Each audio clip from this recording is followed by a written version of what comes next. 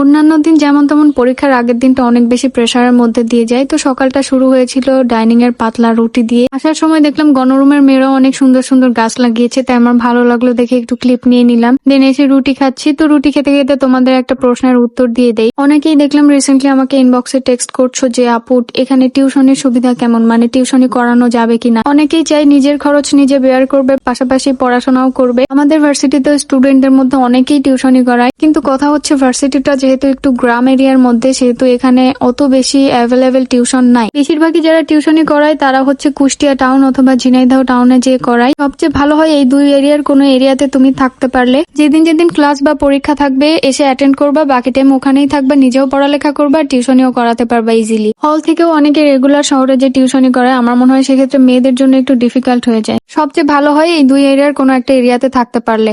সত্যি বলতে আমি কখনো টিউশনি করাইনি, যারা টিউশনি করায় তাদের থেকে শোনা এই কথাগুলা। আশা করি তোমাদের কিছুটা হলেও ক্লিয়ার করতে পেরেছি।